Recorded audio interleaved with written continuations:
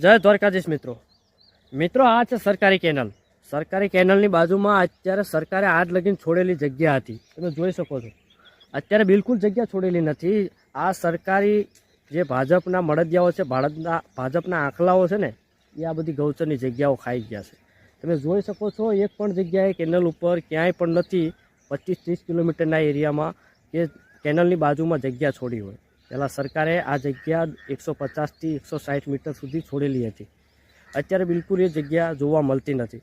તો આ ભાજપના આખલા બધી ગૌચરની જગ્યાઓ ખાઈ ગયા, ખેડૂતોએ દબાણ કરેલું છે. અને અત્યારે માલધારી, રબારી, ભરવાડને, ચારણને, એસટી સમાજમાં એક પણ સહાય મળી નથી. અત્યાર સુધી શિક્ષણના માર્ગે કોઈ પણ જગ્યાએ શિક્ષણમાં એટલો આગળ નથી આ સમાજ.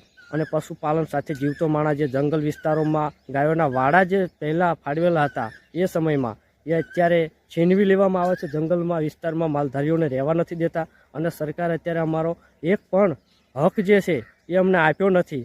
અને એસટી સમાજને અત્યારે જે આંદોલન ચાલી રહ્યું છે, ઓબીસીનો જે અમારી ઉપર કાયદો હાલવી દેવાની વાત છે, એના માટે જે આગેવાનો અમારા લડી રહ્યા છે ને, દરેક આગેવાન, ભરવાડ, રબારી અને ચારણના આગેવાનો છે, એમને કહેવા માગું છું, આના માટે બે શબ્દ બોલો, કે જેથી કરીને સરકારમાં તમને અત્યાર સુધી કોઈ હક મળેલો નથી, ગૌચરની જગ્યા નથી મળેલી, વાડા નથી ફાળવેલા, તમારા મકાનના છત નથી, અત્યારે રહેવાની સુવિધા નથી, અને શિક્ષણ પૂરતું નથી આ સમાજમાં. સરકાર આ રીતે કઈ શું લેવા કરી શકે આપણી સાથે?